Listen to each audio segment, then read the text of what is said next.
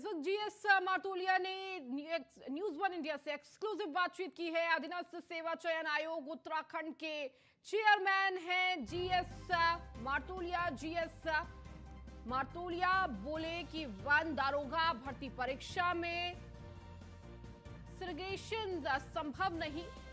Stenographer भर्ती परीक्षा में चयनित अभ्यर्थियों से परेशान नहीं होंगे। स्टेनोग्राफर भर्ती परीक्षा पर अभी कोई निर्णय नहीं हुआ है।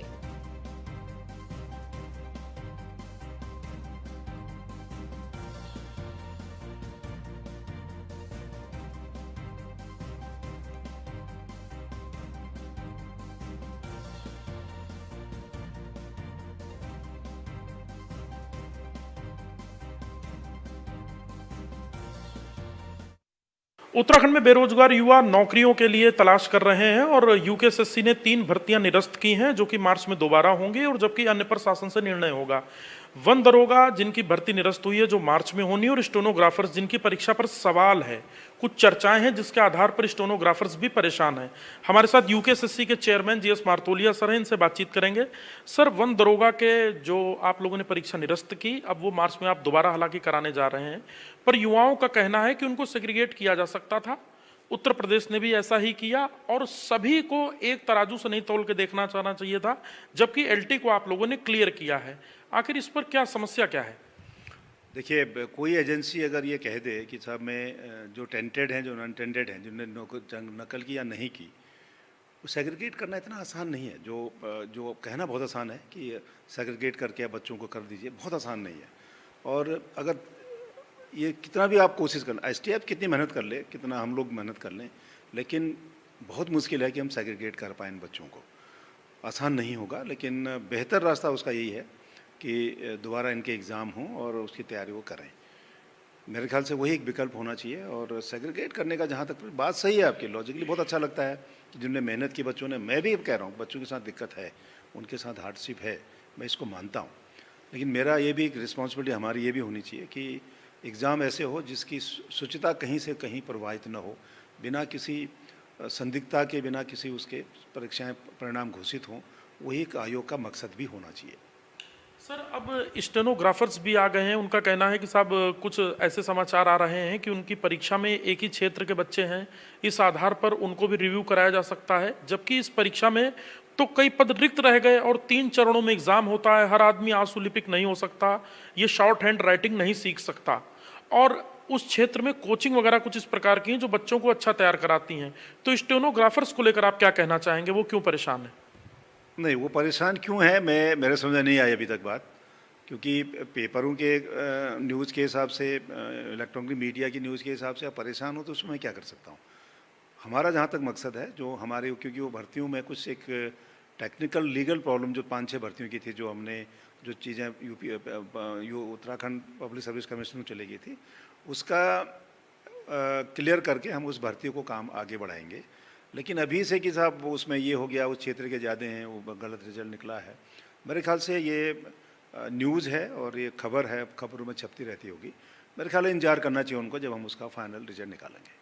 सर, अलग अलग युवा अभ्यर्थी जो सड़कों पर हैं, नियुक्ति की राह देख रहे हैं, कुछ परीक्षा दे चुके हैं, कुछ परीक्षा की तैयारी में हैं। बीते दिनों जो विवाद हुए, इन सब के बीच कई युवा ऐसे हैं जो ओवर एज हो गए या ओवर एज की लाइन पर खड़े हैं। तो उनके लिए क्या विकल्प है? क्या आप लोग सरकार से कुछ पत्राचार करेंगे या आखिर इसका क्या विकल्प हो सकता है?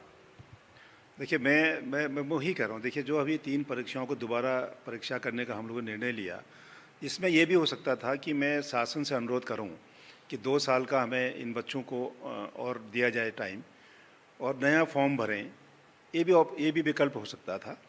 और उसमें क्या होता, जो बच्चे जिन्होंने एग्ज़ाम दिया है, जो भी कैंसिल, जो दोबारा एग्ज़ाम होंगे, वो बच्चे दोबारा फॉर्म भरें। 2 साल में कम से कम 25-30 हज़ार लोग और ग्रेजुएट हो गएंगे, वो भी उस एग्ज़ाम में आएंगे, संख्या बढ़ेगी। इसलिए इसमें एज रिलेक्शन देने का इसलिए मतलब नहीं बनता कि हमने इसलिए तय किया कि उन्हीं बच्चों का एग्ज़ाम होगा जो बच्चे इस एग्ज़ाम में अपीयर हुए थे पहले। उसके लिए उनको फॉर्म नहीं भरना है, सब डाटा हमारे पास है। हमें तो केवल इनकी फरवरी लास्ट वीक तक इनके एडमिट कार्ड भेजने, इनको सेंटर भेज देने, कहाँ इनको एग्ज़ाम देना है।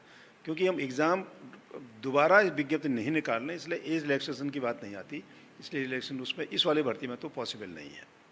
तो सर, वन दरोगा भी तो यही बात कह रहे हैं कि अगर उनको जो इतना वक्त अगर उनका खराब हो गया, वो एलटी को तो यदि आपने ग्रीन सिग्नल दिया वो सेग्रीगेट करके भी पा सकते थे।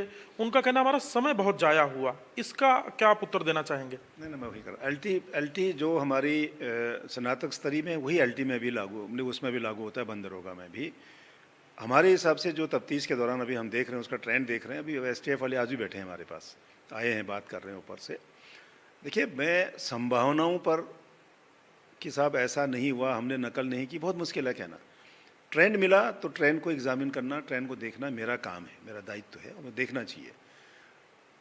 वन दरोगाओं का एज का भी कोई दिक्कत नहीं है, उन्हीं बच्चों को दोबारा एग्ज़ाम देना है। हमने एक और उसमें ये दिया था कि जिन बच्चों ने पहले फिजिकल क्लियर किया था उनका दोबारा फिजिकल नहीं हुआ। मैं ये भी कर सकता था कि पहले रिटर्न पास करो, फिर मैं दोबारा फिजिकल कराऊंगा, फिर मैं 25 किलोमीटर आपको दौड़ाऊंगा।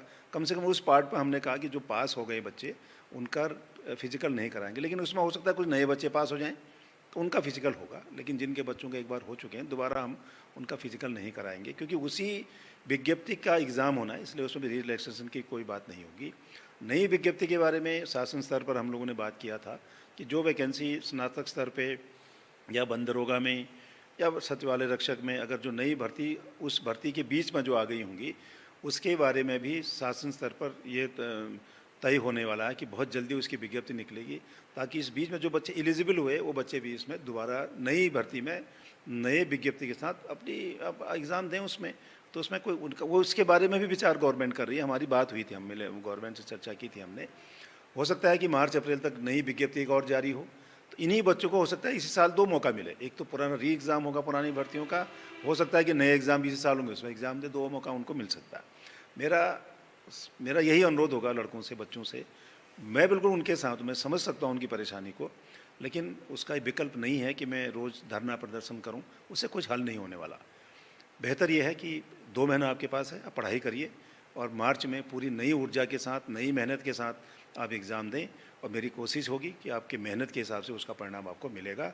हमारी कोशिश होगी कि हमारे एग्ज़ाम में बिल्कुल कहीं पर कोई गड़बड़ नहीं होगी, इसकी पूरी कोशिश, पूरी पारदर्शिता के साथ इस एग्ज़ाम को करेंगे। तो ये थे यूकेएसएससी के चेयरमैन जीएस मर्तोलिया, जिन्होंने 2 बहुत प्रमुख बातें की हैं। पहला, सेग्रीगेशन इतना आसान नहीं है और एसटीएफ अभी जांच कर रही है और लिहाजा इस पर निर्णय नहीं लिया जा सकता। दूसरा, आने मौजूदा वर्ष में मार्च में जब स्थगित हुई परीक्षाएं दोबारा कराई जाएंगी तो हो सकता है कि दूसरी परीक्षाएं भी यूकेएसएससी कराए, लिहाजा युवाओं को 2 मौके भी मिल सकते हैं। कैमरा सहयोगी संदीप के साथ सुदीप, जन न्यूज़ 1 इंडिया, देहरादून।